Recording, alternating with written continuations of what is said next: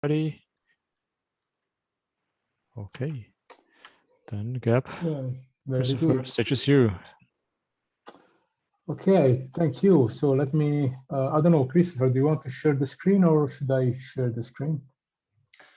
Please share the screen. Okay, then I will.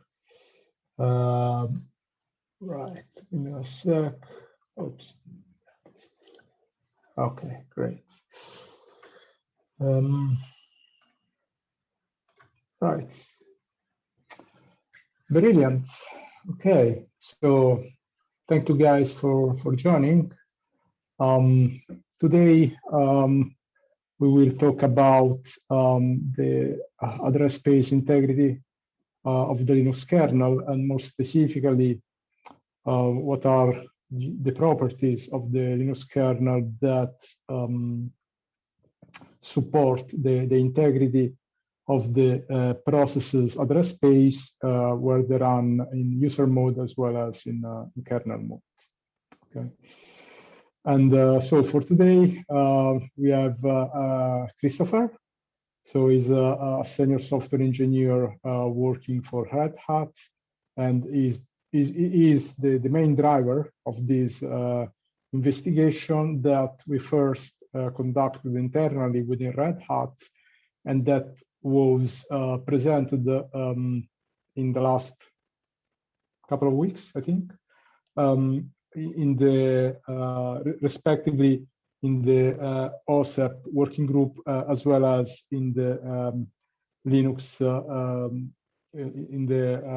Linux feature for safety critical system working group. Okay, so sorry, sometimes it's a bit hard to recollect the acronym.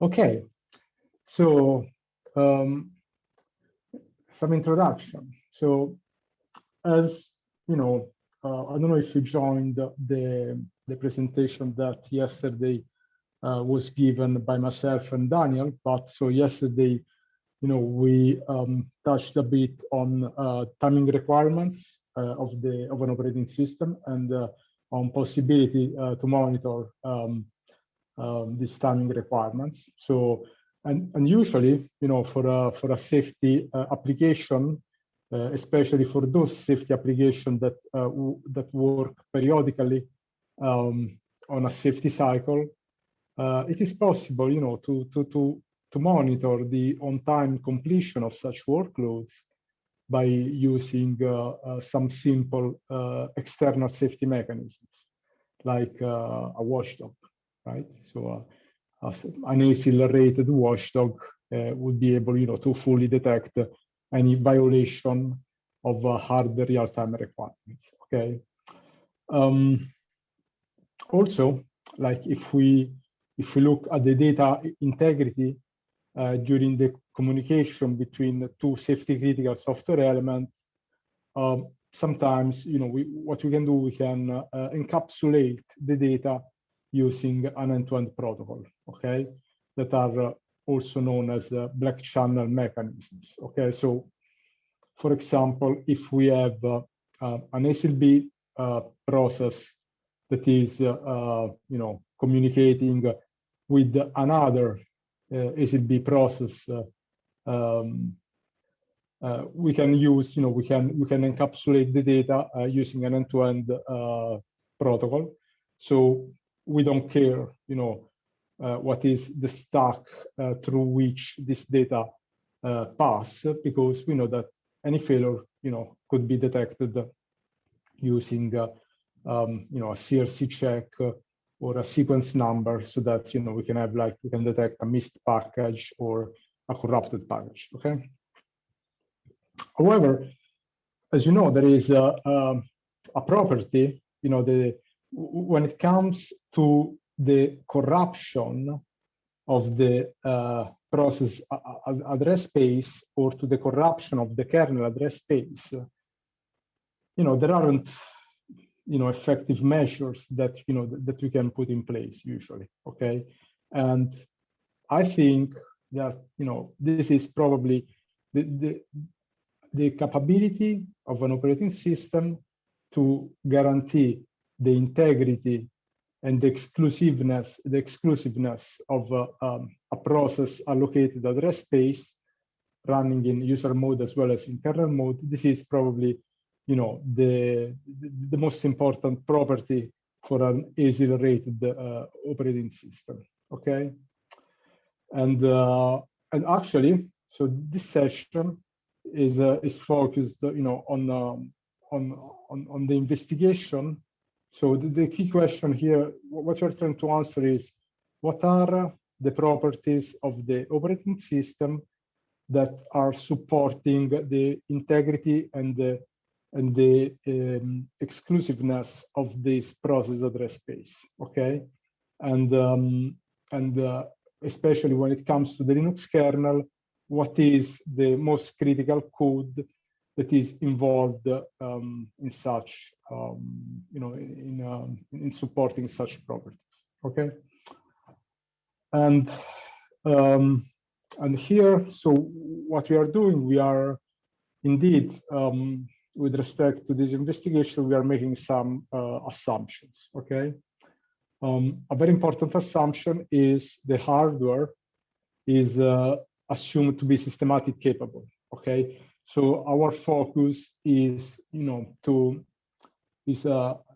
on the systematic capability of the operating system. Okay, so in that regard, we assume that the hardware, to be fully ASIL rated.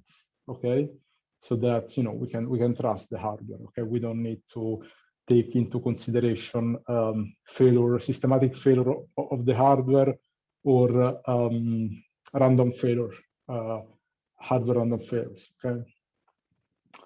The other assumption is that we are running on a system with a system memory management unit. Okay, and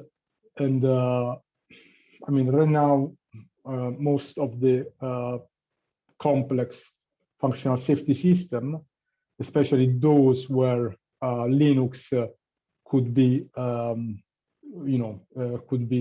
run, these adopt a system memory management unit. So we think that, it's a sort of a fair assumption to make. Okay, and such system memory management unit is assumed to provide an address space protection to the with a granularity of a page, of a single page. Okay, yeah, so these are the two assumptions that we make, and having made and these, okay, and these are the different safety goals that we wanted to investigate. Okay, so let's go and look at each of them one by one. Okay, so the first safety goal is that the kernel shall properly create the address space of the safety critical application when the associated process is spawned. Okay, so the question is, okay, now I'm forking a new process. Okay, when the new process address space is created, okay, what is the critical part of Linux that is involved in the creation of this address space and associated descriptor? Okay. Then the second goal is the kernel shall maintain the integrity of the safety application process descriptor, process address spaces, and associated structures at runtime when the memory is allocated, used, and freed. Okay, this means, okay, now I have a process that is already running. Okay, then when I call malloc free, when I touch the memory, what happens? Okay, and what are the properties of Linux that are involved in maintaining, this address space and the associated integrity? Okay. The third safety goal is that the kernel shall maintain the integrity of the process descriptors and process address spaces at runtime when doing context switch. Okay, so we have an interrupt coming in, or we have the scheduler that is scheduling a different process. So this is we have a context switch Okay, so what happens? Okay, what are the mechanisms of the operating system that supports the context switch? So how is the previous context of execution saved, how it is restored later on, right? And when that happens, how the integrity of the process address space, how is it guaranteed? Okay. And then safety goal 04 is at boot time, the kernel shall properly configure the subsystems and the hardware supporting the integrity of safety application address space upon its creation and also at runtime. So what does it mean? It means that, okay, we have probably, identified, what are the kernel subsystems, the kernel code that is responsible for the runtime safety goals, okay? And the question is, okay, but probably these subsystems and also the configuration, and also the configuration of the underneath hardware. So it is critical at boot time to be properly done, because otherwise, there could be some misbehavior at runtime. Okay, so this is what safety goal 04 is about. Okay, and then we have the safety goal 05 that focus on the integrity of the kernel address space itself. So effectively, at boot time, the kernel shall probably create its own address space, and configuring the subsystem and the hardware supporting its integrity. Okay, because if the kernel doesn't properly create its own address space, probably we have a common cause of failure for everything, right? And also at runtime, the kernel shall maintain its own address space integrity and protection when memories are allocated, released, and during context switch between user space and kernel space. Okay, and yeah, so this is also quite straightforward. Runtime, the kernel must guarantee its own address space integrity. So having said that, I think I can leave the scene to Christoffer. That is the main, the main guy who drove this effort. Okay, so please, Christoffer. Yeah. Well. Thank you so much. If we switch to the next slide. Right. So one of the things I realized in having the meetings with the ELISA was just how blind sometimes us Linux folks are with our own assumptions. One thing is that when you're creating an address space for an application in Linux, is that you are essentially cloning off another, or you're duplicating another address space. Linux or Unix systems has the fork exec model, where basically the only process you create is the first one. All others are forked off and perhaps with an overwritten address space as this model, right? Like we said here in bullet point number 2, all roads start with PID number 1, right? Linux starts the first process, and then all other processes are copies and modified copies of that first process.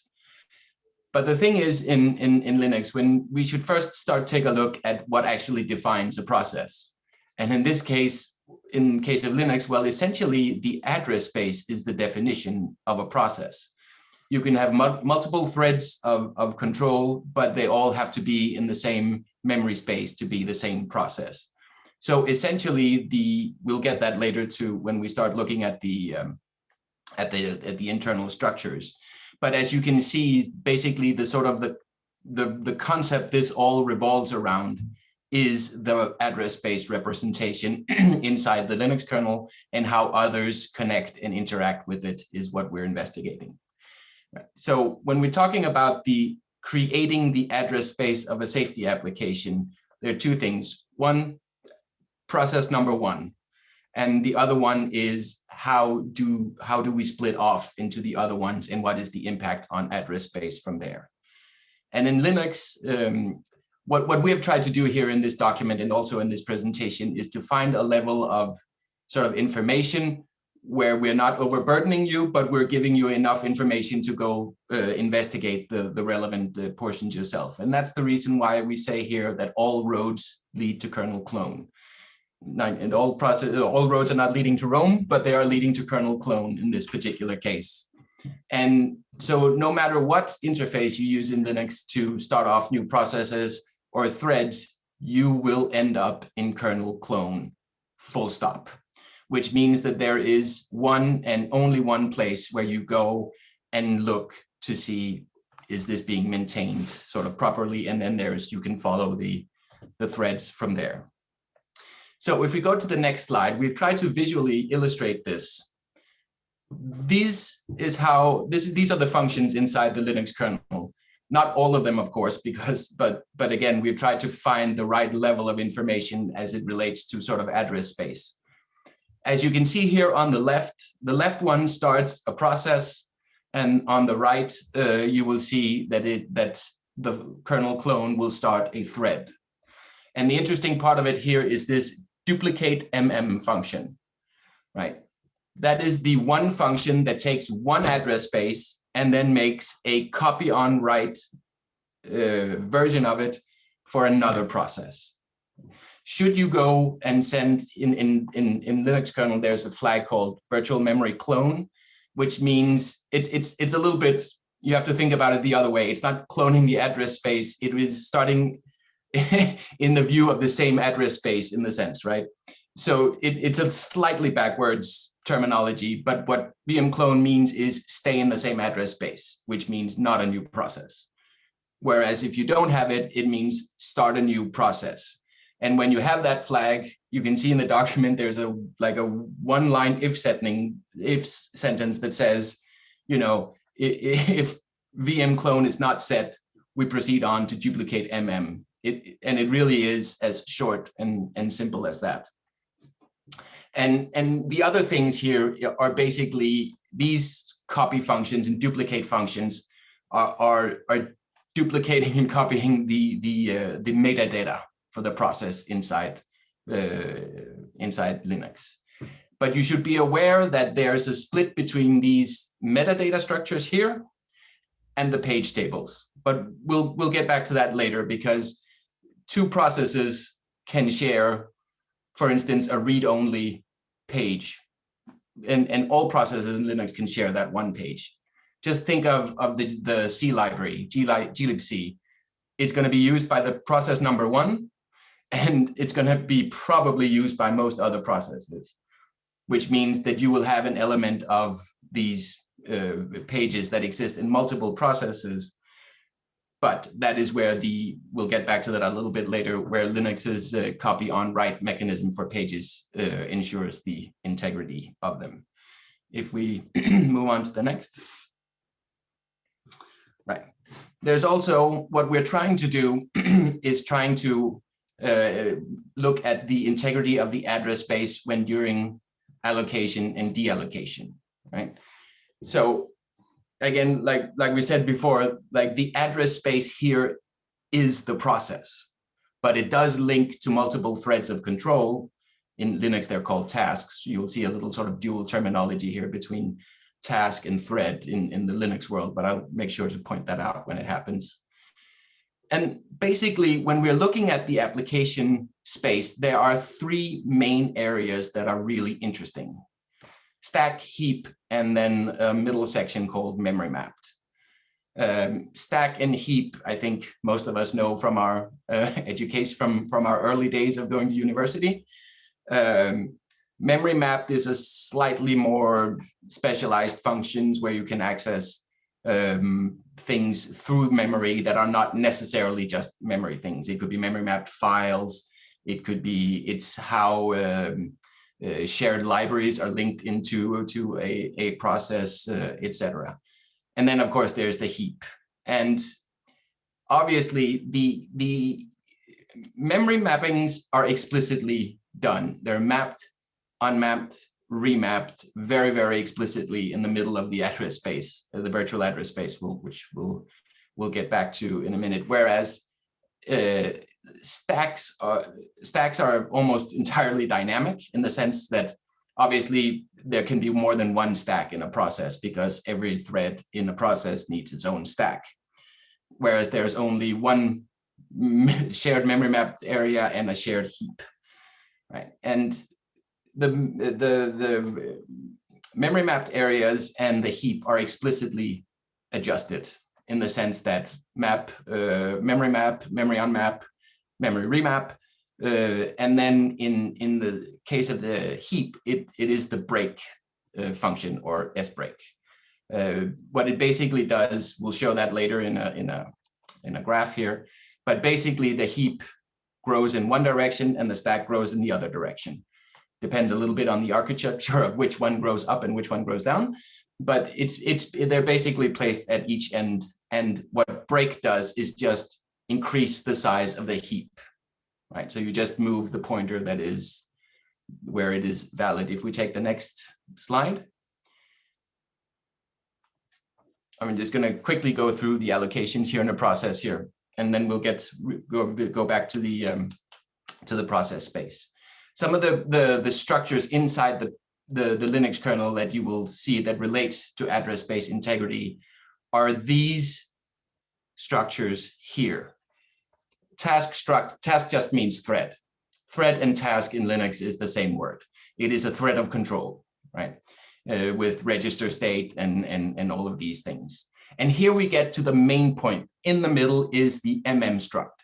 That is essentially the metadata representation inside of the kernel for a process address space. It is the spider in the middle of the web when it comes to address space, right? And each address space is split into different VMAs, and VMA just means virtual memory area.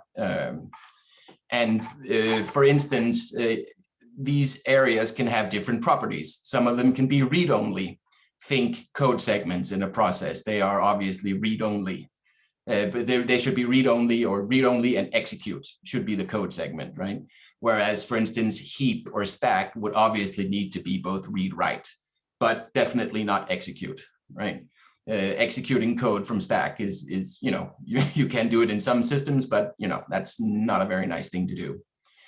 And here you see the mapping between the kernel structures and the hardware, because inside the struct is a pointer to the page table root. And in Linux, there's a slightly different terminology on page table root.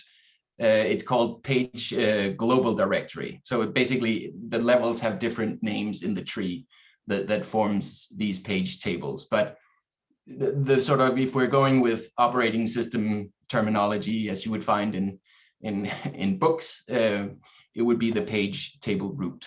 So if we move on to the next one, and here we see a summary of the address space and the kernel structures as they relate to one another, right? So this is a very bastardized hybrid drawing of various things, try to mush into one. But as you can see here, when a process starts from an executable here, down here in the bottom, you have the struct. And above there, you see a list of these virtual memory areas. You have some that are read and execute. You have, for instance, up here in the memory mapping, you will see areas that are VM read and VM exec. Read and execute. Well, a good guess, you know, this is not a concrete process. This is an example, right? But good examples of that would be shared libraries mapped into the memory mapped area. They are execute code and read only, but you don't write them once you've mapped them in, full stop. And all the way over on the right here, you can basically see how things are structured. You can see that the stack at the top here has properties that you can read to it, you can write, and it actually also tells you that in this case, it grows down. I should probably have mentioned before, whereas the heap and the memory mappings are explicitly manipulated, the stack is implicit. You allocate a certain amount of stack, and then there's a hole in the memory that if you cross into that, it traps to the kernel. And basically the functionality is unless error, expand stack, to put it in very, very brief sort of terminology. Whereas the others are very much sort of explicitly manipulated, if you will. Oh, I can actually see we added the libraries out there all the way to the left. libc and the linker library are these two here. So it wasn't a completely random example. And as you can see, obviously the heap again needs to be a read-write construct. The text down here at the bottom is obviously the original program code, the text segment. Data and BSS segments are not the most relevant. It's a part of the ELF executable format. They don't have to be there, but in this case, they are. If we move on. Right, and that basically leads us to the conversation about what happens with this address space when we do context switches. Now, you can generally say that a context switch in very, very high level terms involve two major operations, right? Perhaps, I say reestablish, it should be, reestablish the register state and virtual memory, right? The thread of control and the memory it runs in is basically, if you boil it down to the bare knuckle essentials of a context switch, that is what the context switch is. It will obviously also have some housekeeping that needs to be done. The translation look-aside buffer, that is the cache that keeps caches page table lookups, so you don't have to run through the tables all the time. If you're changing to another address space, you may find yourself in need of flushing either the entire or some small part of the TLB. This will be dependent on architecture, how much of it you need to flush. But of course, what you also need to do on all these architectures is to take the page table pointer from the struct and put it into the, well, usually the register that holds that on that given architecture. And again, like Gab said, you can run Linux without an MMU, and you can run it with all kinds of stuff disabled, but it hardly makes sense to go through it here. It's going to be almost useless in a sense. So therefore, we are operating on basically on some of these assumptions. Here in the TLB, I should probably explain that most architectures have what's known as address space numbers built into the hardware. Sometimes they're called address space identifiers, address space numbers, but it's basically the same thing. What it means is that it's a tag, right? Let's say an architecture has the possibility of 256 address space numbers, which means it could run 256 processes without flushing the TLB. All you do is, because every TLB entry will be tagged with this address space identifier, such that you don't have to clear the TLB, and it's basically sort of a performance thing.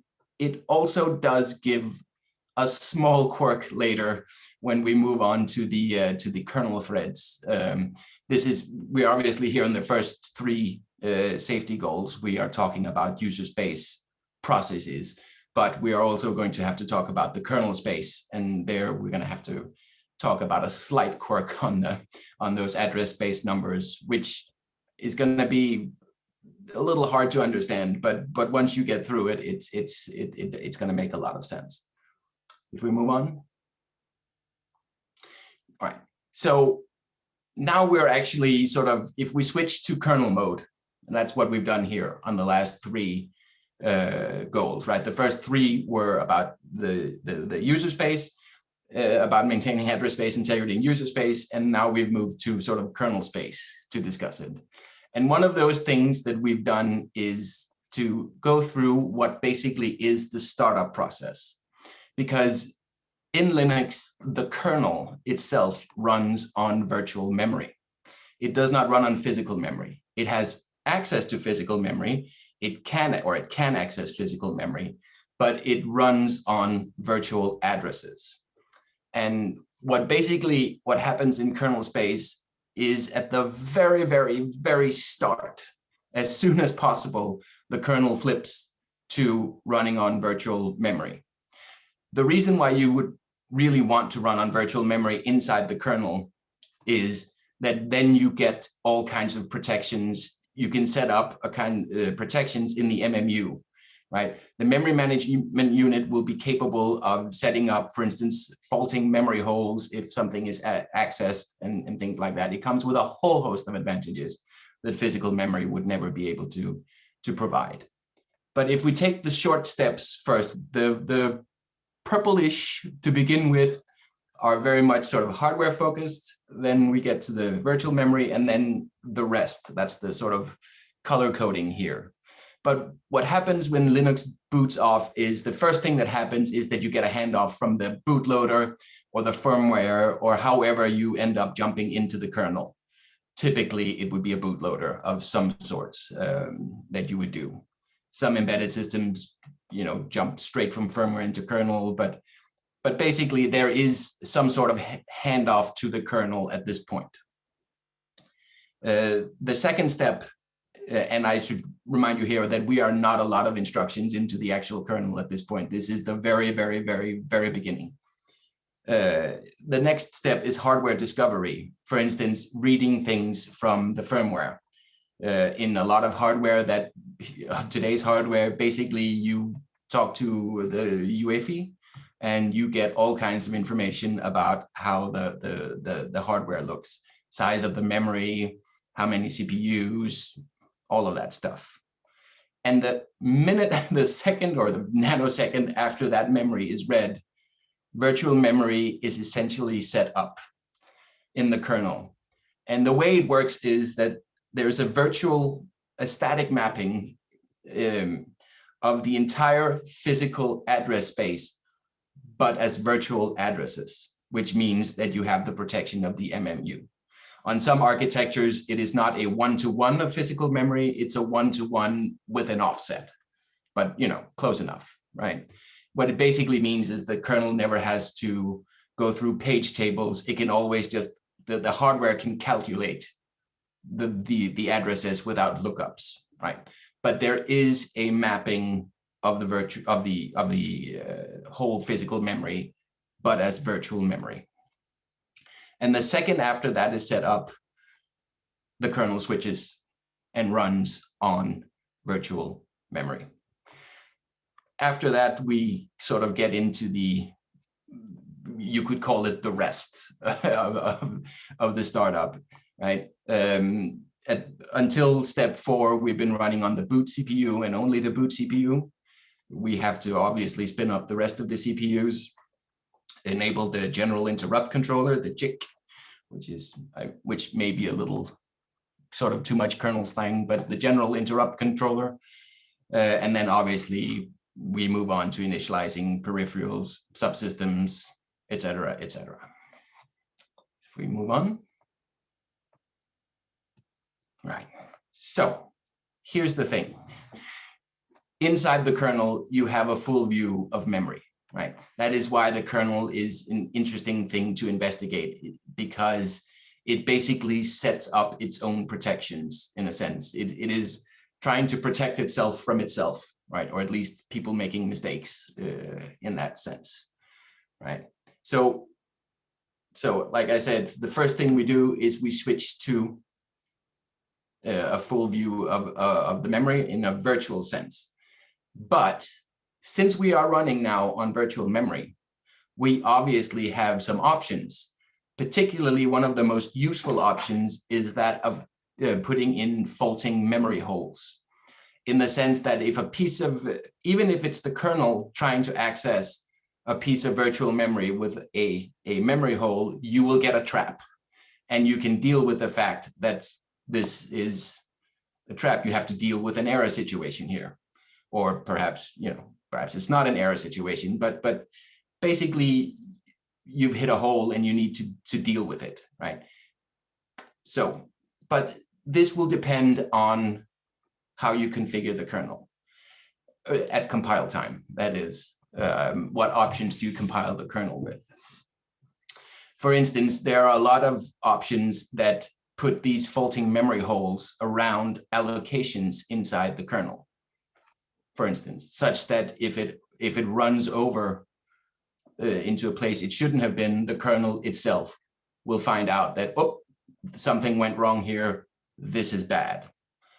There is, however, also, those are what I mentioned here is the sort of hardware enforcement mechanism. There's also another aspect to it, which are failure detection mechanisms, if you will. Specifically in the Linux kernel, you have things like stack canaries that will not prevent, if something goes wrong, either being intentional or by accident, it will not enforce the problem not happening, but it will enable you to detect that something went wrong. Right? And obviously, when we get into these topics here, there is also a large amount of work that would go into making sure all of these potential error situations have the right action associated with them if they are triggered, right? Anything from a error in an ECC memory error to a stack canary having been overwritten, or addressing a faulting memory hole. Everything needs to be gone through, and you need to make sure that the behavior in case of those situations is both well defined and the right one, so to speak. But here's the thing. Memory management units, at least when we're talking about normal conventional hardware, the kind of stuff that is out there, there is no enforcement mechanism once you go sub-page, right? The MMU will protect at a per page level, but an allocation that is of sub-page size will not have a hardware detection you went a byte too far mechanism. So that is obviously, something to take a look at. The other thing, and this is, I think Alessandro's on the call. I think it's the right Alessandro who's on the call, who's also written a complementary document to what Gab and I have been writing, or also been writing part of this one, is that obviously when you start dealing with hardware that moves data in and out of memory without it being the CPU actively doing it, think, for instance, DMA transfers, right? Or think calculations done on a